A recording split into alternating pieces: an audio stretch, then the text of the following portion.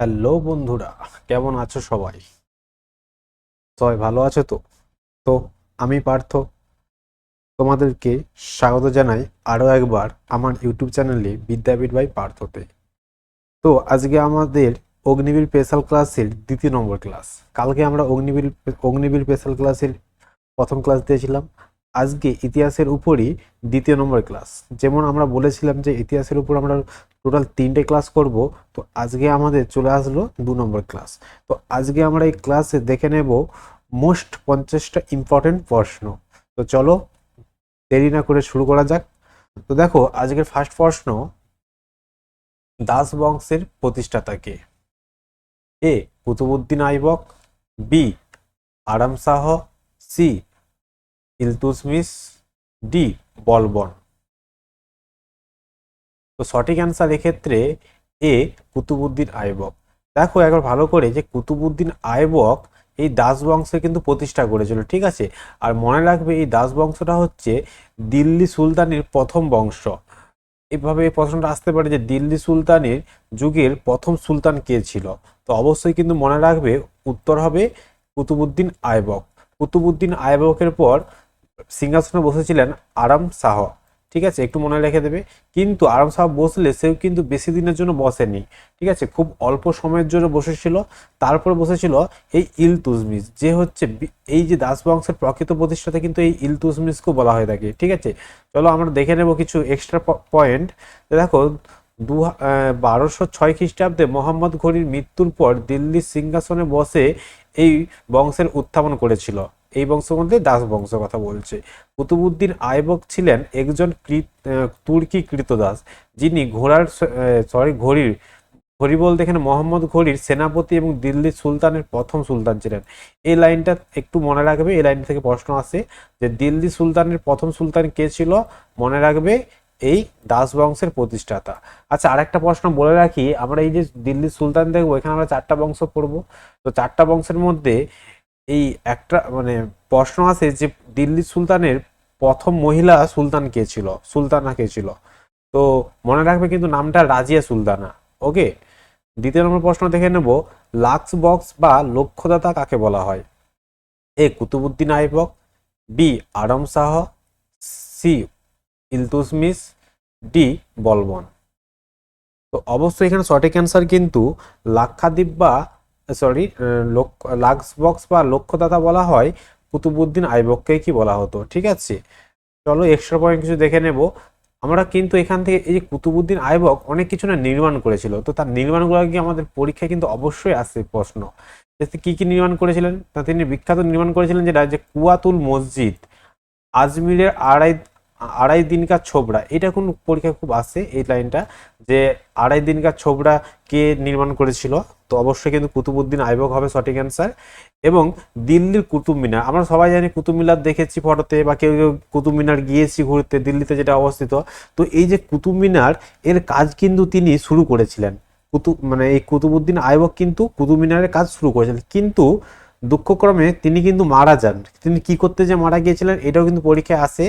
মনে রাখবে তিনি পোলো খেলতে গিয়ে, বা পোলো যেটাকে চৌগান বলে, সেটা খেলতে গিয়ে ঘোড়ার পিঠ থেকে পড়ে গিয়ে কিন্তু মারা গিয়েছিল, ঠিক আছে। তো এই মারা যাওয়ার ফলে তিনি আর কিন্তু এই কুতুব মিনারটা পূরণ করে, মানে কুতুব মিনারের যে কাজটা শেষ করতে পারেননি। তো তার এই কুতুব মিনারের কাজটা শেষ করেছিল কিন্তু তারই জামাতা, জামাতা মানে তার জামাই এই ইলতুৎমিশ, ঠিক আছে। 3 নম্বর প্রশ্ন, 40 চক্র কে প্রবর্তন করেন? এটা একটা ভেরি ভেরি ইম্পর্টেন্ট প্রশ্ন, ভিভিআই দিয়ে রাখলাম এটা, যে 40 চক্র কে প্রবর্তন করেন? A Qutubuddin Aibak, B Aram Shah, C Iltutmish, D Balban. তো অবশ্যই কিন্তু 40 চক্র প্রবর্তন করেছিলেন ইলতুৎমিশ, ঠিক আছে। আচ্ছা, আরেকটা প্রশ্ন আছে যে 40 চক্র থেকে যে 40 চক্র কে প্রবর্তন করেছিলেন, আর 40 চক্র কে মানে প্রতিহত করেছিলেন, বা মানে কি বলবো এটা, হ্যাঁ প্রতিহতই করেছিলেন। তো এই অপশনের মধ্যে কিন্তু আছে। তো দেখো আমি প্রশ্নটা রেখেছি, তাই আমি এখনো উত্তরটা এখানে বলছি না। তো চলো দেখে নেবো কিছু ইলতুৎমিশ সম্পর্কে। ইলতুৎমিশ ছিলেন সুলতান যুগের প্রকৃত প্রতিষ্ঠাতা। এবং দাস বংশের শ্রেষ্ঠ শাসক। আমি প্রথমেই বলেছিলাম যে ইলতুৎমিশ কিন্তু ছিল কি শ্রেষ্ঠ শাসক, এবং তিনি লাহোর থেকে দিল্লিতে রাজধানী স্থানান্তরিত করেছিলেন। ঠিক আছে, তো আগে এই যে দাস বংশের রাজধানী ছিল কোথায়, লাহোরে। তারপরে তিনি ক্ষমতায় আসার পর লাহোর থেকে দিল্লিতে রাজধানী স্থানান্তর করে দিয়েছিল। আচ্ছা, ইলতুৎমিশের উপাধি কি ছিল, সুলতান ই আজম। এটা একটু মনে রাখবে, এই লাইনটা খুবই ইম্পর্টেন্ট, যে সুলতান ই আজম কার উপাধি, ইলতুৎমিশের। এবং তিনি কুতুবউদ্দিন আইবকে শুরু করা কুতুব মিনারের কাজ শেষ করেছিলেন। পরীক্ষায় কিন্তু প্রশ্ন আসে যে কুতুব মিনারের কাজ শেষ কে করেছিল, তো অবশ্যই কিন্তু সঠিক অ্যান্সার সেক্ষেত্রে হয়ে যাবে ইলতুৎমিশ। ঠিক আছে, আর ইলতুৎমিশের উপাধি কি ছিল না, সুলতান ই আজম। ওকে, 4 নম্বর প্রশ্ন, 40 চক্র কে দমন করেন? আচ্ছা, যে কোশ্চেনটা এক্ষুনি আগে বলছিলাম সে কোশ্চেন এখানে দিয়ে দিয়েছে। এ কুতুবউদ্দিন আইবক, বি আরাম শাহ, সি ইলতুৎমিশ, ডি বলবন। তো এক্ষেত্রে সঠিক অ্যান্সার কিন্তু বলবন হবে। 40 চক্র শুরু করেছিল ইলতুৎমিশ, আর তাকে সেটাকে দমন করেছিল কে, বলবন। ওকে, 5 নম্বর প্রশ্ন, ইকতা প্রথা কে প্রবর্তন করে? ইকতা প্রথা কে প্রবর্তন করে? এ কুতুবউদ্দিন আইবক, বি আরাম শাহ, সি ইলতুৎমিশ, না ডি বলবন। দেখো, এই নোটসগুলো যদি পেতে চাও অবশ্যই কিন্তু আমাদের টেলিগ্রাম বা হোয়াটসঅ্যাপ গ্রুপে জয়েন হয়ে যাবে। ঠিক আছে, আমরা সেখানে ফ্রিতে ফ্রিতে এই নোটসগুলো প্রোভাইড করে থাকি। আর অবশ্যই কিন্তু চ্যানেলটা সাবস্ক্রাইব করতে ভুলবে না ভালো লাগলে, আর বন্ধুদের সঙ্গে শেয়ার করো। যারা ভাবছো যে আমি অগ্নিবীরের পরীক্ষা দিয়ে একটা চাকরি করব, তো তাদের জন্য কিন্তু অবশ্যই এই ক্লাসটা খুবই ইম্পর্টেন্ট ক্লাস একটা। তো এখানে আমরা সঠিক অ্যান্সার জেনে নেব। এখানে সঠিক অ্যান্সার হয়ে যাবে ইলতুৎমিশ। ইকতা প্রথা কে প্রবর্তন করেছিলেন? ইলতুৎমিশ। এই যে 50টা প্রশ্ন পড়াচ্ছি আজকে, 50টা প্রশ্নই কিন্তু মোস্ট ইম্পর্টেন্ট প্রশ্ন। ঠিক আছে, বারবার এখান থেকে যদি প্রশ্ন আসে এগুলোই আসে, এর বাইরে কোনো এক্সামে আসে না। আমি তো অগ্নিবীরের জন্য তোমাদেরকে পড়াচ্ছি, কিন্তু অগ্নিবীর নয়, তুমি যদি এই নোটসগুলো পড়ে যে কোনো রাজ্যে হও কেন্দ্র হও যে কোনো এক্সাম দিতে যাও, এখান থেকেই প্রশ্ন আসে।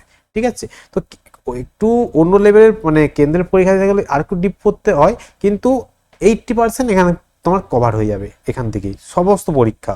আর অগ্নিবীর এখান থেকে 100% কভার হয়ে যাবে।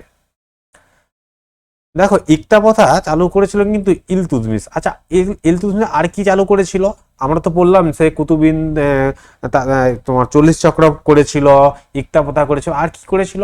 আর করেছিল রূপার মুদ্রা টঙ্কা, দুটো মুদ্রা চালু করেছিল, একটা রূপার মুদ্রা টঙ্কা আর তামার মুদ্রা জিতল। ঠিক আছে, এটা কিন্তু পরীক্ষায় আসে, এই জন্য আমি ভিভি দিয়ে দিলাম ভিভিআই, যে রূপার মুদ্রা টঙ্কা এবং তামার মুদ্রা জিতল কে প্রচলন করেছিলেন? তো অপশন হবে কি, ইলতুৎমিশ। 6 নম্বর প্রশ্ন, খিলজি বংশের প্রতিষ্ঠাতা কে? খিলজি বংশের প্রতিষ্ঠাতা কে? এ আলাউদ্দিন খিলজি, বি জালাউদ্দিন খিলজি, সি গিয়াসউদ্দিন তুগলুক, না ডি বলবন। তো এক্ষেত্রে সঠিক অ্যান্সার কিন্তু, আচ্ছা আমরা কিন্তু একটা বংশ পার হয়ে চলে আসলাম, যে বংশটার নাম ছিল কি, দাস বংশ। এবারে আমরা চলে আসছি খিলজি বংশে। এবারে খিলজি বংশ থেকে মোস্ট প্রশ্নগুলো দেখে নেব। খিলজি বংশের প্রতিষ্ঠাতা ছিল কে না করে, এটা ছিল কিন্তু জালাউদ্দিন খলজি। দেখো, জালাউদ্দিন খলজি, এই খলজি বংশের প্রতিষ্ঠাতা হলো, কিন্তু খলজি বংশের শ্রেষ্ঠ শাসক ছিল কিন্তু এই আলাউদ্দিন খলজি। এই আলাউদ্দিন খলজি জালাউদ্দিন খলজিকে না হত্যা করে। এই আলাউদ্দিন খলজি জালাউদ্দিন খলজির কি ছিল, কে ছিল, ছেলে ছিল, পুত্র। তো বাবা মানে কি বলবো, কি যুগটাই না ছিল তখন, যে এখনো হয় কিন্তু তখন বেশি, যে পিতাকে হত্যা করে নিচ্ছে সিংহাসনের লোভের জন্য, পিতাকে হত্যা করেছে, পিতাকে হত্যা করে তিনি সিংহাসনে বসে গেছে, ভাবো। তো মনে রাখবে তিনি করেছিলেন। ঠিক আছে, দেখো 1296 সালে আলাউদ্দিন খিলজি জালাউদ্দিন খিলজিকে হত্যা করে সিংহাসনে বসান, আমি লিখে দিয়েছি। ঠিক আছে, তো দাগ ও হুলিয়া প্রথা কে প্রবর্তন করেছিলেন? ভালো একটা প্রশ্ন, ভিভিআই দিয়ে দিচ্ছে এটা। তো অপশন দেখো, A Alauddin Khilji, B Jalaluddin Khilji, C Ghiyasuddin Tughluq, D Balban. তো এক্ষেত্রে সঠিক অ্যান্সার কিন্তু এ আলাউদ্দিন খিলজি। আলাউদ্দিন খিলজি কিন্তু দাগ ও হুলিয়া প্রথা চালু করেছিল। আচ্ছা, একবার বলে দিই দাগ আর হুলিয়া প্রথাটা কি। দাগ আর হুলিয়া প্রথা হলো একটা প্রথা যেখানে সেনাদের তোমার কি বলবো, এটা সেনাদের কারচুপি মানে মানে কারচুপি বলছি, আমি লিখেছি মনে হচ্ছে, দাঁড়াও, হ্যাঁ, দুর্নীতি, যে সেনাবাহিনীর দুর্নীতি বন্ধ করার জন্য এই দাগ ও হুলিয়া প্রথা কিন্তু চালু করেছিল। ঠিক আছে, এই দাগ শব্দের অর্থ কি? দাগ শব্দের অর্থ হচ্ছে চিহ্নিতকরণ, অর্থাৎ ঘোড়াদেরকে চিহ্নিতকরণ করা হতো এই দাগ প্রথার মাধ্যমে, আর হুলিয়া প্রথার মাধ্যমে সেনার চিহ্নিতকরণ করা হতো। ঠিক আছে, তো মনে রাখবে এটা একটু। সাধারণ প্রশ্ন, কে বাজার দর প্রথা চালু করেছিল? আবার একটা ভেরি ভেরি ইম্পর্টেন্ট, যে বাজার দর প্রথা কে চালু করেছিল? A Alauddin Khilji, B Jalaluddin Khilji, C Ghiyasuddin Tughlaq, D Balban. তো সঠিক অ্যান্সার এখানে এ আলাউদ্দিন খলজি কিন্তু বাজার দর প্রথা চালু করেছিল। মনে রাখবে এই বাজার দর প্রথা চালু করার পর এইটা দেখাশোনা করার জন্য তিনি একজনকে লোককে রেখেছিলেন, যাকে বলা হতো এই যে সাহারি মান্ডি। ঠিক আছে, সাহানি মান্ডি নামক রাজ কর্মচারী নিয়োগ করেছিলেন এই বাজার দর ব্যবস্থাকে দেখার জন্য। আচ্ছা, মনে রাখবে এখান থেকে প্রশ্ন আছে যে আলাউদ্দিন খলজির সেনাপতির নাম কি? তো অবশ্যই কিন্তু মনে রাখবে মালিক কাফুর। তো এইভাবে কোশ্চেন ঘুরিয়ে দেয় যে মালিক কাফুর কার সেনাপতি? আলাউদ্দিন খিলজি। আর একটা কথা মনে রাখবে, এই আলাউদ্দিন খিলজি কিন্তু মালিক কাফুরকে নিয়ে দক্ষিণ ভারতে অভিযান করেছিলেন এবং তিনি দক্ষিণ ভারতের স্বপ্নও দেখতেন। এখান থেকে প্রশ্ন আছে যে দক্ষিণ ভারত জয়ের স্বপ্ন কে দেখতেন, কোন সুলতান দেখতেন? তো অবশ্যই মনে রাখবে আলাউদ্দিন খিলজি। ঠিক আছে, তার সেনাপতি মালিক কাফুরকে নিয়ে তিনি একদিন অভিযান করবেন, তিনি অভিযান করেও ছিলেন দক্ষিণ ভারতে। 9 নম্বর প্রশ্ন, তুগলক বংশের প্রতিষ্ঠাতা কে? A Mohammad bin Tughlaq, B Firoz Shah Tughlaq, C Ghiyasuddin Tughlaq, D Balban. তো আমরা অলরেডি দুটো বংশ পড়ে চলে আসছি, এটা একটা তৃতীয় বংশ বললো তুগলক বংশ। ঠিক আছে, তো আমি দেখবো তুগলক বংশের প্রতিষ্ঠাতা কে। তো অবশ্যই কিন্তু সঠিক অ্যান্সার সি গিয়াসউদ্দিন তুগলক। গিয়াসউদ্দিন তুগলক কিন্তু তুগলক বংশের প্রতিষ্ঠাতা ছিল। ঠিক আছে, দেখো লিখে দিচ্ছি। এবং এখান থেকে প্রশ্ন একটা আছে যে গিয়াসউদ্দিন তুগলকের আসল নাম কি? তো মনে রাখবে আসল নাম কিন্তু গাজী মালিক। গাজী মালিক হচ্ছে গিয়াসউদ্দিন তুগলকের আসল নাম। ওকে। 10 নম্বর প্রশ্ন, জুনা খাঁ কার আসল নাম? জুনা খাঁ কার আসল নাম? তো অবশ্যই কিন্তু, আচ্ছা অপশনগুলোকে দেখে নেই, এটাও কিন্তু ইম্পর্টেন্ট একটা প্রশ্ন। A Mohammad bin Tughlaq, B Firoz Tughlaq, C Ghiyasuddin Tughlaq, D Balban. তো এক্ষেত্রে সঠিক আনসার কিন্তু মোহাম্মদ বিন তুগলকের আসল নাম কি ছিল? জুনা খাঁ। ওকে, দেখো এখান থেকে কিছু ইম্পর্টেন্ট কিছু জেনে রাখতে হবে। এইটা সবচেয়ে বেশি ইম্পর্টেন্ট যে তিনি দিল্লি থেকে দৌলতাবাদে তার রাজধানীকে স্থানান্তর করেছিল। আমরা দেখলাম এর আগে একজন লাহোর থেকে দিল্লিতে স্থানান্তর করেছিল ইলতুৎমিশ। আর জুনা খাঁ বা মোহাম্মদ বিন তুগলক দিল্লি থেকে আবার দৌলতাবাদে নিয়ে চলে গেল, হ্যাঁ, তার রাজধানীকে, এবং তিনি প্রতীকী মুদ্রা প্রচলন করেন। এইটা একটু বেশি ইম্পর্টেন্ট এই লাইনটা। প্রতীকী, এখানে প্রশ্ন আছে যে প্রতীকী মুদ্রা কে প্রচলন করেন? তো অবশ্যই কিন্তু মোহাম্মদ বিন তুগলক। এবং দোয়াব অঞ্চলে কর বৃদ্ধির কারণে ইতিহাসে পাগলা রাজা বা জ্ঞানী বোকা হিসেবে পরিচিত। তো এখান থেকে প্রশ্ন চলে আসতে পারে যে কোন সম্রাটকে পাগলা রাজা বলা হয় বা জ্ঞানী বোকা কাকে বলা হয়? তো মোহাম্মদ বিন তুগলককে বলা হয়। ঠিক আছে। 11 নম্বর প্রশ্ন, ইবন বতুতা কার সময় ভারতে আসে? Very very very very important একটা প্রশ্ন। ঠিক আছে, দেখো এখানে সবই তো ইম্পর্টেন্ট প্রশ্ন, তার মধ্যেও এটা কিন্তু আরো বেশি ইম্পর্টেন্ট প্রশ্ন যে এ মোহাম্মদ বিন তুগলক, বি ফিরোজ শাহ তুগলক, সি গিয়াসউদ্দিন তুগলক, না ডি বলবন। কার সময় ভারতে এসেছিল বলো তোমরা? পারবে? তো অবশ্যই এখানে সঠিক অ্যান্সার কিন্তু এ মোহাম্মদ বিন তুগলকের সময় কিন্তু এই ইবন বতুতা ভারতে এসেছিল। এখান থেকে গল্প মনে রাখবে, এই ইবন বতুতা যখন ভারতে আসে ও ও ঘুরতে এসেছে বেচারি, ওকে মোহাম্মদ বিন তুগলক ধরে কি করেছে যে বাবু তুই তো ঘুরতে আসছিস, তুই এক কাজ কর, তুই দিল্লির না রয়ে যা, মানে দিল্লির কাজী হিসেবে নিয়োগ করে দিল, মানে তুই দিল্লিতে কাজ করবি, যে দিল্লির কাজী হিসেবে কিন্তু একে নিয়োগ করে দিয়েছিল। এটা কিন্তু খুব মনে রাখবে, যে মরক্কো পর্যটক, ঠিক আছে, উনি মরক্কো থেকে ঘুরতে এসেছেন ভারতে, আর ওকে কি করেছে ধরে বেঁধে মোহাম্মদ বিন তুগলক দিল্লির কাজী হিসেবে নিয়োগ করে দিয়েছে, যাও তুমি দিল্লিতে আজ থেকে কাজী, এরকম ভাবে বলে দিল। মানে একদম আজব মানুষ মোহাম্মদ বিন তুগলক, তাই না? মানুষ ঘুরতে এসেছে, তাকে ধরে নিয়ে কাজে বস করে দিচ্ছে। অবশ্যই কিন্তু এটা ইম্পর্টেন্ট একটা প্রশ্ন, বিভিন্ন পরীক্ষা এসে থাকে, দেখে রাখবে। 12 নম্বর প্রশ্ন, কিতাবুল রাহেলা বা সফরনামা কে লেখেন? ঠিক আছে, কিতাবুল রাহেলা বা সফরনামা কে লেখে? A Mohammad bin Tughlaq, B Ibn Battuta, C Ghiyasuddin Tughlaq, D Balban. তো সে কি বলছে যে ইবন বতুতা বলছে আমি কি করব দিল্লি কাজী হিসেবে, কাজ তো কিছু নেই সেরকম, টুকটাক কাজ করছে আর বই লিখছে। তো সে কি বইটা লিখেছিল, এই সফরনামা বা কিতাবুল রাহেলা। ঠিক আছে, মনে রাখবে ইবন বতুতার এটা লেখা কিতাবুল রাহেলা বা সফরনামা। ওকে, 12 নম্বর প্রশ্ন, সুলতান যুগের আকবর কাকে বলা হয়? বাবারে, আবার সুলতান যুগের Akbar. A Mohammad bin Tughlaq, B Ibn Battuta, C Ghiyasuddin Tughlaq, D Firoz Shah Tughlaq. তো বলো সঠিক অ্যান্সার কি হবে? তো এক্ষেত্রে সঠিক অ্যান্সার হয়ে যাবে ফিরোজ শাহ তুগলককে আমাদের এই সুলতান যুগের কি বলা হয়? আকবর।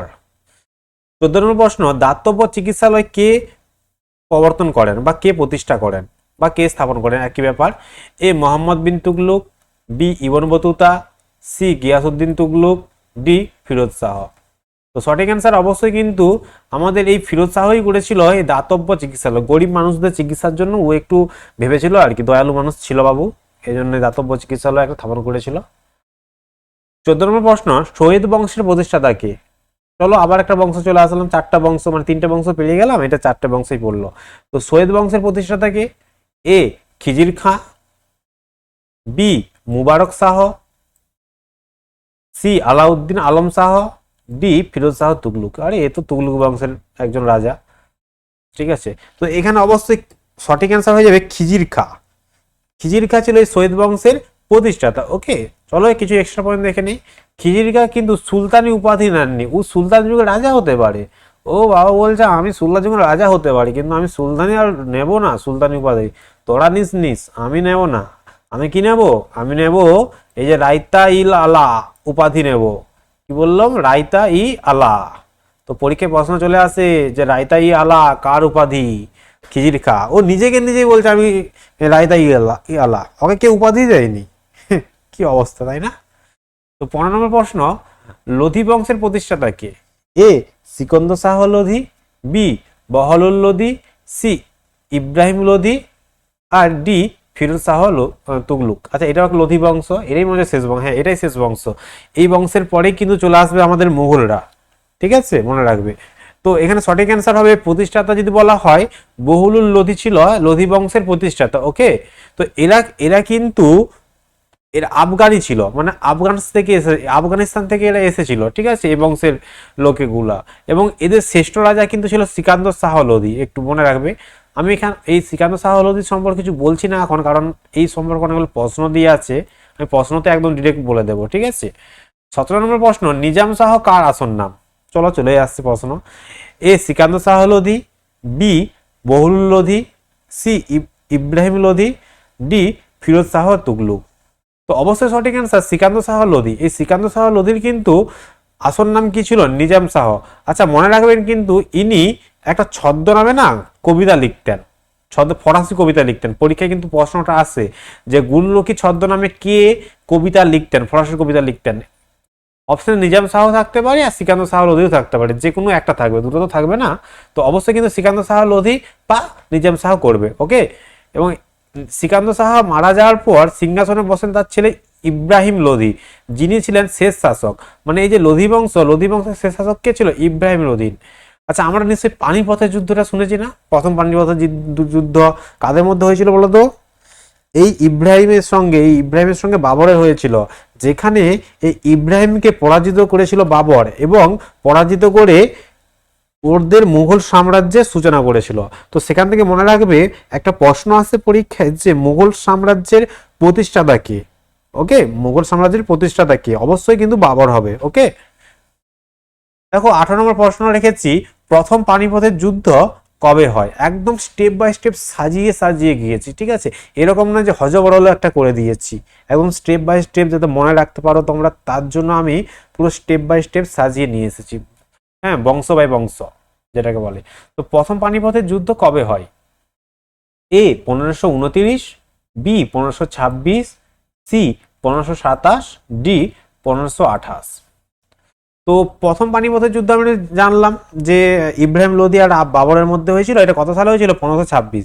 তো এই 1526 সালেই ওকে এই ইব্রাহিম লোধিকে হারানোর পর বাবর কিন্তু মুঘল সাম্রাজ্যের সূচনা করেছিল। ওকে, আচ্ছা, এই যে বাকি যে সালগুলো দেখছো না, 1529, 1527, 1528, এগুলো কিন্তু বাবর লড়াই করেছিল, বিভিন্ন যুদ্ধ ঘোষণা করেছিল এতে, বা যুদ্ধ করেছিল। আমি লিখে দিয়েছি সাইডে, দেখো যে কোন সালে কি যুদ্ধ হয়েছিল। যেমন 1527 সালে কি হয়েছিল, খানুয়ার যুদ্ধ, পরীক্ষায় আসে 3টে যুদ্ধ থেকে। 1528 সালে হয়েছিল চান্দেরির যুদ্ধ। 1529 সালে ঘরঘরার যুদ্ধ। এগুলো না কারণ সাথে সঙ্গে হয়েছিল, তো তোমাদেরকে এত পড়তে হবে না। তোমরা শুধু মনে রাখবে যে 1527 সালে কি যুদ্ধ হয়েছিল, বা চান্দেলি যুদ্ধ কত সালে হয়, ঘরঘরা যুদ্ধ কত সালে হয়, এগুলো মনে রাখলেই হবে। ওকে, আচ্ছা। 19 নম্বর প্রশ্ন, মুঘল যুগের প্রথম শাসক কে ছিল? আমি তো বলেই দিয়েছি এর আগে আলোচনা করতে করতে। এ বাবর, বি হুমায়ুন, সি আকবর, ডি শাহজাহান। তো অবশ্যই সঠিক অ্যান্সার এখানে বাবরই হবে প্রথম শাসক। বাবরের পরে হুমায়ুন আসে, তারপর আকবর আসে, ঠিক আছে। হুমায়ুনের পরে শেরশাহ হয়, মাঝখানে শেরশাহ চলে আসে। শেরশাহ এসে আবার দিল্লির সুলতানকে সূচনা করে দেয়, তারপরে আবার শেরশাহকে হাঁটিয়ে দিয়ে আবার আকবর চলে আসে, তারপর শাহজাহান, তারপরে ঔরঙ্গজেব, এরকম। ঠিক আছে। তো দেখবো আমরা এখানে দেখবো যে বাবরের আসল নাম কি, একটা পরীক্ষায় আসে, জহুরুদ্দিন মোহাম্মদ বাবর। ওকে, জহুরুদ্দিন মোহাম্মদ বাবর ছিল এই বাবরের আসল নাম। ওকে, এবং তার পিতার দিক থেকে তিনি তৈমুল্লং এর উত্তরসূরি ছিলেন, এবং মাতার দিক থেকে চেঙ্গিস খান উত্তরসূরি ছিলেন। এটা একটু দেখে রাখবে, পরীক্ষায় প্রশ্ন চলে আসে যে বাবর মাতার দিক থেকে কার উত্তরসূরি ছিল, তখন বলে চেঙ্গিস খান। আচ্ছা, পিতার দিক থেকে কার উত্তরসূরি ছিল, তৈমুল্লং। ওকে, এবং তার পুরো নামটা একটু ভালো করে দেখে রাখবে, জহুরুদ্দিন মোহাম্মদ বাবর। 20 নম্বর প্রশ্ন, তুজুকি বাবরি বা বাবরনামা কার আত্মজীবনী? এ বাবর, বি হুমায়ুন, সি আকবর, ডি শাহজাহান। তো অবশ্যই এখানে বাবরনামা বলেছে, মানে বাবরই হবে। মনে রাখবে এই বাবরনামা বা তুজুকি বাবরি, এটা লিখেছিলেন কিন্তু ও বাবর নিজেই। ও বলছে আমার কেউ লেখার লোক নেই, যাও আমি নিজেই লিখে দেই, তাই ও নিজেই লিখে দিয়েছিল, মনে রাখবে। ওকে, আচ্ছা। 21 নম্বর প্রশ্ন, দৌড়ার যুদ্ধ কবে হয়? বাবা, দৌড়ার যুদ্ধ, দৌড়ি দৌড়ি মারবে। এ 1530, বি 1531, সি 1532, ডি 1539। তো সঠিক অ্যান্সার দেখে নেবো আমরা এখানে। 1532 সালে দৌড়ার যুদ্ধ হয়েছিল। ওকে, এটা কাদের মধ্যে হয়েছিল? এটা হয়েছিল হুমায়ুন এবং আফগান বাহিনীর মধ্যে হয়েছিল। ওকে, হুমায়ুন এবং আফগান বাহিনীর মধ্যে এই দৌড়ার যুদ্ধটা হয়েছিল। 22 নম্বর প্রশ্ন, এটা 21 ছিল, হ্যাঁ। 22 নম্বর প্রশ্ন, কৌনুজের যুদ্ধ কবে হয়? এটা একটা ভেরি ভেরি ইম্পর্টেন্ট একটা প্রশ্ন, দিয়ে দিলাম এটা ভিভিআই। 1530, বি 1531, সি 1532, না ডি 1539। তো একটা খুব ভালো মানে মানে ভালো একটা প্রশ্ন, যেটা পরীক্ষায় আসে বারবার। তো সঠিক অ্যান্সার এখানে ডি 1539 সালে। এই কৌনুজের যুদ্ধেই কিন্তু হুমায়ুনকে হারিয়ে দিয়ে আমাদের শের শাহ কিন্তু দিল্লি সুলতানি আবার সূচনা করেছিল। ঠিক আছে, বললাম না যে মাঝখানে দিল্লি সুলতান চলে আসছিল আবার।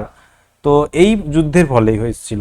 দেখো আমি লিখেছি, হ্যাঁ অবশ্যই লিখেছি, যে হুমায়ুন শের শাহর মধ্যে এই যুদ্ধটা হয়েছিল, এবং শের শাহ এই যুদ্ধে জয়লাভ করে এবং মুঘল সাম্রাজ্যের সাময়িক বিলুপ্তি ঘটে। অর্থাৎ মুঘল সাম্রাজ্যটা ওখানেই স্থগিত হয়ে যায়, সাময়িক, সারা জীবনের জন্য নয়। তারপরে দিল্লি সুলতান হয়ে চলে আসে। তারপরে আবার কিন্তু আকবর আর বৈরাম খাঁ মিলে এই হিমুর সঙ্গে যুদ্ধ করে, যেটা দ্বিতীয় পানিপথের যুদ্ধ, দ্বিতীয় পানিপথের যুদ্ধেতে আবার কিন্তু সে তাদের মুঘল সাম্রাজ্যটাকে ফিরিয়ে নিয়ে আসে। ঠিক আছে, এভাবে একটু মনে রেখে দেবে। দেখো, এই যে হুমায়ুন, ও কিন্তু মারা গিয়েছিল, সে তো হয় কোথা থেকে মারা গিয়েছিল এটা পরীক্ষায় আসে, যে কে নিজের পাঠাগারের সিঁড়ি থেকে পড়ে মারা যান? এ হুমায়ুন, বি আকবর, সি বাবর, ডি শেরশাহ। তো অবশ্যই আমি তো উত্তর বলে দিলাম যে হুমায়ুন মারা গিয়েছিল। তো এ হবে হুমায়ুন সঠিক অ্যান্সার। হুমায়ুন নিজের পাঠাগার থেকে মরে, মানে সিঁড়ি থেকে পড়ে মরে গিয়েছিল, সাবধানও চলতে পারলো না। 24 নম্বর প্রশ্ন, কার বাল্য নাম ফরিদ খাঁ? একটা খুব ইম্পর্টেন্ট প্রশ্ন। তিনি আর কেউ নয় বন্ধুরা, তিনি হলো, বাল্য নামটা যেটা ছিল চলো পরে বলছি, এ হুমায়ুন, বি আকবর, সি বাবর, না শেরশাহ।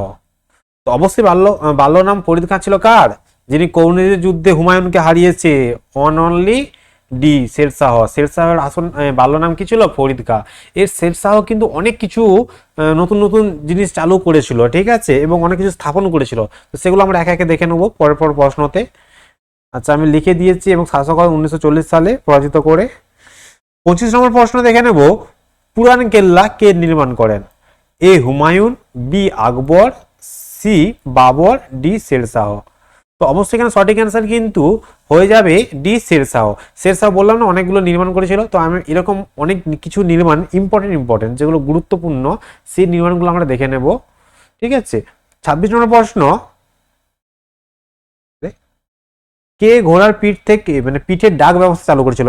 এটা কিন্তু খুব ইম্পর্টেন্ট প্রশ্ন, একদম ভিভিআই। ওকে, কে ঘোড়ার পিঠে ডাক ব্যবস্থা প্রচলন করেছিল? এ হুমায়ুন, বি আকবর, সি বাবর, ডি শেরশাহ। তো অবশ্যই কিন্তু এটা ডি শেরশাহ হবে। ওকে, দেখো 27 নম্বর প্রশ্ন, গ্র্যান্ড ট্যাঙ্ক রোড বা জিটি রোড, এটা জিটি রোডও আসে পরীক্ষায়, আবার গ্র্যান্ড ট্যাঙ্ক রোডও আসে। কে নির্মাণ করেছিল?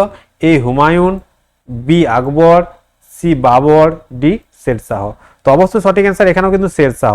দেখো শেরশাহ কিন্তু বললাম না অনেকগুলো নির্মাণ করেছিল, তো সমস্ত নির্মাণগুলো কিন্তু ইম্পর্টেন্ট, মনে রাখবে অনেক নির্মাণ করেছিল। তো আর প্রশ্ন দেয়নি, তো আমি লিখে দিয়েছি নোটসে। দেখো যে শেরশাহ যে সবগুলি করেছিল মানে সেগুলি হলো 1700টা সরাইখানা নির্মাণ করেছিলেন, এবং তিনি এই যে দাগ আর হুলিয়া প্রথা আলাউদ্দিন খলজি চালু করেছিল না, সেটাকে আবার পুনর্প্রবর্তন করেন, মানে আবার পুনরায় নিয়ে আসেন। এবং তিনি রুপি নামে একটি রৌপ্য মুদ্রা এবং দাম নামে একটি তাম্র মুদ্রা প্রচলন করেন। এইটা একটু ইম্পর্টেন্ট, যে কে রুপি নামে রৌপ্য মুদ্রা এবং দাম নামে তাম্র মুদ্রা প্রচলন করেছিলেন। তো মনে রাখবে শেরশাহ। ওকে, এবার 28 নম্বর প্রশ্ন চলে আসবো, পানিপথ যুদ্ধ।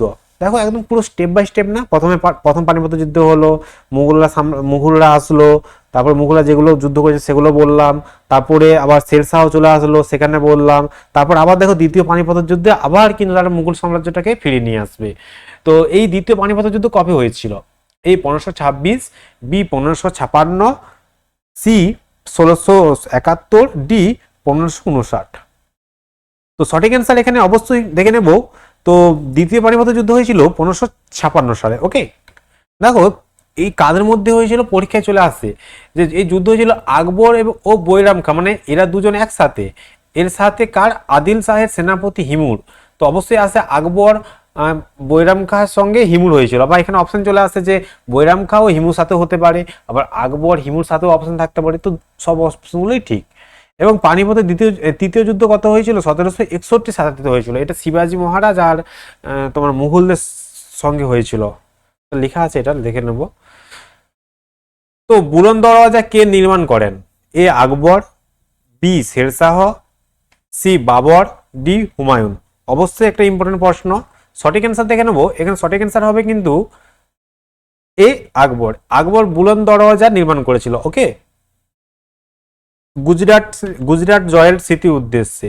তো গুজরাট যখন জয় করেছিল তার স্মৃতি হিসেবে তিনি এই বুলন্দ দরজাটা নির্মাণ করেছিলেন। ওকে, এবং তিনি পঞ্চশালা এবং দহশালা ব্যবস্থা এবং মানস বদারি ব্যবস্থা প্রবর্তন করেন। এটাকে এই তিনটে ইম্পর্টেন্ট, যে কে পঞ্চমহল বা দহশালা ব্যবস্থা বা মনসবদারি ব্যবস্থা প্রবর্তন করেন। এই মনসবদারি শব্দের কিন্তু একটা অর্থ আছে, হ্যাঁ, যে অর্থটা প্রচুরবার পরীক্ষায় আসছে। চলো আমরা পরে দেখে নেবো পরেরটাই। হ্যাঁ, এই তো 29 নম্বর প্রশ্ন, মানসবদারি কথাটির অর্থ কি? মানসবদারি কথাটির অর্থ হলো এ জমিদারি, বি পদমর্যাদা, সি কর ব্যবস্থা, ডি সামরিক প্রশিক্ষণ। তো অবশ্যই সঠিক অ্যান্সার এখানে পদমর্যাদা। মনে রাখবে মানসবদারি শব্দের অর্থ কিন্তু পদমর্যাদা। 30 নম্বর প্রশ্ন, হলদিঘাটের যুদ্ধ কবে হয়? এ 1576, বি 1550, সি 1546, ডি 1598। তো হলদিঘাটের যুদ্ধটা হয়েছিল এ 1576 সালে। এটা কাদের মধ্যে হয় একটু মনে রাখতে হবে, এটা আকবর এবং রানা প্রতাপের মধ্যে হয়েছিল। ঠিক আছে, আর প্রশ্ন একটা চলে আসে যে আকবরের জীবনের শেষ যুদ্ধ কোনটা? দেখো 1601 সালে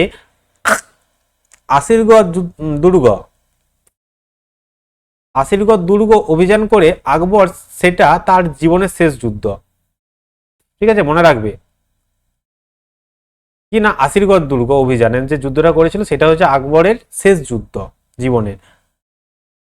31 নম্বর প্রশ্ন, বীরবলের আসল নাম কি? আরো একটা ভিভিআই প্রশ্ন। তো অবশ্য দেখে নেব, এ মিহির দাস, বি মহেশ দাস, সি চরণ দাস, ডি বিসেন দাস। এবার কেমন নাম? তো বীরবলের আসল নাম ছিল বি মহেশ দাস, পরীক্ষা কিন্তু আসে। এবং বীরবলের উপাধি কি ছিল, এটা কিন্তু খুব ইম্পর্টেন্ট একটা প্রশ্ন। তো বীরবলের উপাধি ছিল কবিপ্রিয়। ওকে, 32 নম্বর প্রশ্ন, ক্যাপ্টেন হকিংস কার সময় ভারতে আসে? এ জাহাঙ্গীর, বি আকবর, সি বাবর, ডি শাহজাহান। দেখো ক্যাপ্টেন হকিং আই থিঙ্ক 1608 খ্রিস্টাব্দে এই জাহাঙ্গীরের দরবারে প্রথম এসেছিল, ঠিক আছে, এটা লিখেই দিয়েছি। 1608 সালে ইংল্যান্ড থেকে প্রথম জেমসের দূত হিসেবে ক্যাপ্টেন হকিংস ভারতে আসে এবং তারপর এসেছিলেন 1615 সালে স্যার টমাস রো। তো দুজন এই তোমার প্রথম জেমসের দূত হিসেবে দুজন এসেছিল ইংল্যান্ড থেকে। একজন এসেছিল 1608 সালে, যিনি ক্যাপ্টেন হকিংস প্রথম, আর দ্বিতীয় এসেছিল 1615 সালে স্যার টমাস রো। ইনি হচ্ছে এনাদের বাণিজ্য স্থাপনের জন্য এসেছিল, বাণিজ্য স্থাপনের জন্য পারমিশন চাওয়ার জন্য এর দরবার এসেছিল, এবং জাহাঙ্গীর দিয়েও ছিল। ওকে, 33 নম্বর প্রশ্ন, কাশ্মীর শালিমার বাগ কে নির্মাণ করেন? এ জাহাঙ্গীর, বি আকবর, সি বাবর, ডি শাহজাহান। তো অবশ্যই সঠিক অ্যান্সার এখানে জাহাঙ্গীর করেছিল কাশ্মীরে এই শালিমার নির্মাণ। ওকে, 34 নম্বর প্রশ্ন, বাংলার 12 ভূঁইয়াদের কে কোন সম্রাট দমন করেন? মানে বাংলার 12 ভূঁইয়াদের কোন সম্রাট দমন করেন, এটা হবে, কেটা কেটে দাও। এ জাহাঙ্গীর, বি আকবর, সি বাবর, ডি শাহজাহান। তো সঠিক অ্যান্সার অবশ্যই কিন্তু জাহাঙ্গীর এই বাংলার 12 ভূঁইয়াদের দমন করেছিল। 35 নম্বর প্রশ্ন, কার প্রকৃত নাম খররম? এ জাহাঙ্গীর, বি আকবর, সি বাবর, ডি শাহজাহান। তো এখানে সঠিক অ্যান্সার হবে শাহজাহানের আসল নাম কি ছিল, কি খরমোর। আচ্ছা, শাহজাহানকে কিন্তু অনেক নামে পরিচিত ছিল, আমরা আস্তে আস্তে দেখে নেব। 36 নম্বর প্রশ্ন, কার সময় কালকে মুঘল স্থাপত্যের স্বর্ণযুগ বলা হতো?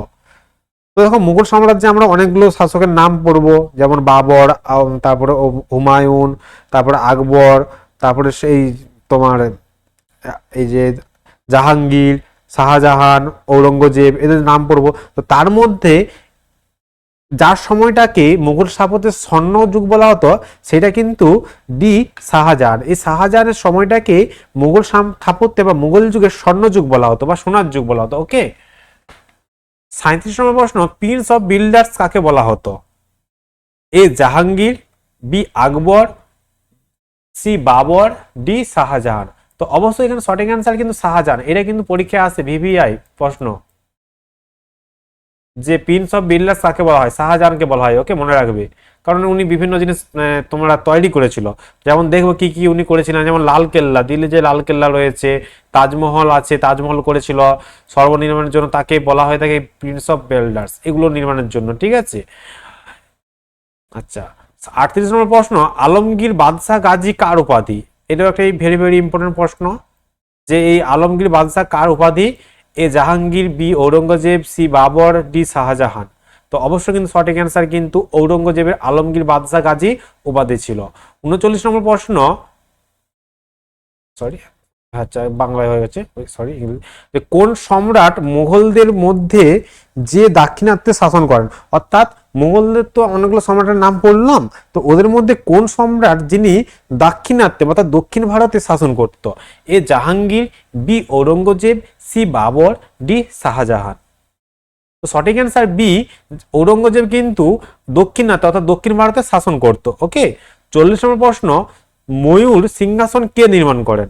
ময়ূর সিংহাসন, বাবা নর্মাল সিংহাসন, ময়ূর সিংহাসন। A Jahangir, B Aurangzeb, C Babur, D Shah Jahan. মনে রাখবে শাহজাহান কিন্তু এই ময়ূর সিংহাসন নির্মাণ করেছিলেন, কিন্তু তার দুঃখের বিষয় হলো তিনি নির্মাণ করলেও তার শাহজাহানকে চুরি করে নিয়ে পালিয়ে গেছিল। একটা চোর ছিল, চোরটার নাম বলছি, হ্যাঁ এই দেখো দিয়ে দিয়েছে এখানে, যে ময়ূর সিংহাসন কে লুণ্ঠন করে নিয়ে যায়, মানে চুরি করে নিয়ে চলে গেল? A Nadir Shah, B Aurangzeb, C Babur, D Shah Jahan. তো অবশ্যই এখানে সঠিক অ্যান্সার কিন্তু এ নাদির শাহ। একে মানি তো নিবি, কেন চুরি করবি লোকের? ঠিক আছে, তো নাদির শাহ এই ময়ূর সিংহাসন মানে দেখে লোভ সামলাতে পারেনি আর কি, নিয়ে চলে গেছিল। 42 নম্বর প্রশ্ন, জিন্দাপির নামে কে পরিচিত? A Nadir Shah, B Aurangzeb, C Babur, D Shah Jahan. তো অবশ্যই কিন্তু সঠিক অ্যান্সার এখানে জিন্নাবির নামে পরিচিত ঔরঙ্গজেব। এটা পরীক্ষা অনেকবার চলে আসে, বিভিন্ন পরীক্ষায় দেখেছি। তো ভেরি ভেরি ইম্পর্টেন্ট প্রশ্ন একটা। 73 নম্বর প্রশ্ন, পুরন্দরের চুক্তি স্বাক্ষর হয়েছিল কবে? এ 1665, বি 1645, সি 1658, ডি 1678। তো সঠিক অ্যান্সার এক্ষেত্রে অবশ্যই কিন্তু 1665 সালে পুরন্দরের চুক্তি স্বাক্ষর করেছিলেন। ঠিক আছে, এটা কাদের মধ্যে হয়েছিল?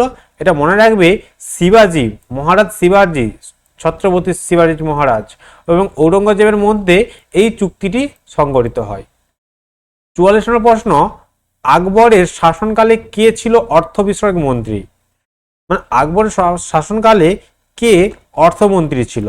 এ কালিদাস, বি টেডরমল, সি বীরবল, না উপরে কোনোটি নয়। কেন উপরে কোনোটি নয়? অবশ্যই আছে টেডরমল। মনে রাখবে, টেডরমল ছিল অর্থমন্ত্রী বা রাজস্ব মন্ত্রী, মনে রেখে দেবে। হ্যাঁ, রাজস্ব মন্ত্রীও কিন্তু উনি ছিল,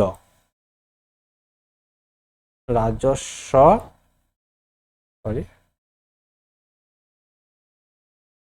রাজস্বমন্ত্রী কে ছিল? রাজস্বমন্ত্রী ছিল এই আমাদের টেডরমল। 45 নম্বর প্রশ্ন, হামিদা বানু নিম্নের কার মা ছিলেন? মানে এই হামিদা বানু কার মা? এ বাবর, বি আকবর, সি হিমু, না ডি উপরে কোনোটি নয়। তো অবশ্যই কিন্তু আকবরের মায়ের নাম ছিল হামিদা বানু। ওকে। 46 নম্বর প্রশ্ন, কাকে সম্মানিত করা হয়েছিল খান ই খানন উপাধি? সম্মানিত সেটা উপাধি ছিল না, উপাধিতে। তো এ বাবর, বি আকবর, সি হিমু, ডি বৈরাম খাঁ।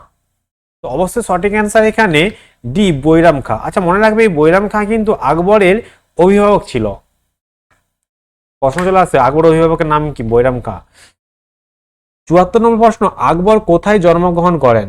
এ Delhi, B Amarkot, C Afghanistan, D Islamabad. তো অবশ্যই সঠিক অ্যান্সার আকবর কিন্তু অমরকোটে আমাদের জন্মগ্রহণ করেছিল। 48 নম্বর প্রশ্ন, বীরবল কোন মুঘল সম্রাটের দরবারের সদস্য ছিল? এ বাবর, বি হুমায়ুন, সি আকবর, ডি শাহজাহান। তো বীরবল অবশ্যই কিন্তু, যার আসল নাম কি মহেশ দাস, সে কিন্তু আকবরের দরবারের সদস্য ছিলেন। 39 নম্বর প্রশ্ন, জাহাঙ্গীর ছিলেন ভারতের মুঘল সম্রাট, মানে কত নম্বর মুঘল সম্রাট? এ প্রথম, বি দ্বিতীয়, সি তৃতীয়, ডি চতুর্থ। তো সঠিক অ্যান্সার জাহাঙ্গীর কিন্তু চতুর্থ মুঘল সম্রাট ছিলেন। এবং আজকের শেষ নম্বর প্রশ্ন, 50 নম্বর প্রশ্নটা হলো, শেরশাহ সূরির সমাধি কোথায় অবস্থিত? A Sasaram, B Delhi, C Ajmer, D Lahore. তো অবশ্যই কিন্তু এখানে সঠিক অ্যান্সার কিন্তু এ সাসারাম। তো দেখো, আমরা যেরকম বলেছিলাম যে একটা রোড ম্যাপ করেছিলাম, যেখানে আমি বলেছিলাম 30 দিনের মধ্যে কিভাবে আমি জিকে জিএস কে কমপ্লিট করব।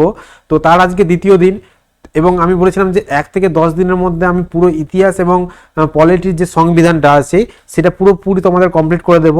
তো আজকে কিন্তু আমাদের 2 নম্বর ক্লাস হয়ে গেল, এবং ইতিহাস থেকে আর একটা কি দুটো ক্লাস আসবে, যেখানে আমরা পুরো ইতিহাসটা, অগ্নিবীরের স্পেশাল ইতিহাসটা ক্লাস কমপ্লিট করে দেব।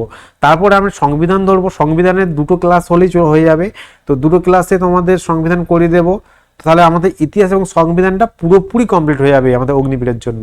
তারপরে আমরা বিজ্ঞান ধরবো, জিএসসি বিজ্ঞান, যেখানে আমরা কিছু সায়েন্স, বিভিন্ন জীবন বিজ্ঞান, জলবিজ্ঞান এগুলো পড়বো। ঠিক আছে, তারপর ভূগোল ধরবো। এরকম করে আমরা 30 দিনের মধ্যে যে রুটিনটা করেছিলাম, তো সেই রুটিন অনুযায়ী পুরো 30 দিনের মধ্যে অগ্নিবীরের পুরো সিলেবাস কমপ্লিট করে দেবো, জিকে জিএস এর। এবং এখানে 60 নম্বরের মধ্যে আমাদেরকে অবশ্যই টার্গেট রাখতে হবে 55 আপে পাওয়া। ওকে। এবং আশা করি তোমরা যদি এভাবে পড়তে থাকো, এবং তোমরা যদি এই গ্রুপে জয়েন হয়ে এই নোটসগুলো প্রতিদিন নিয়ত পড়ো, ফলো করো এবং ক্লাসগুলো বারবার দেখো, তো অবশ্যই 55 কোনো ব্যাপার নয়। ঠিক আছে, তো চলো, সবাই ভালো থাকবে এবং সুস্থ থাকবে আজকের মতো। তো চলো, জয় হিন্দ, জয় ভারত।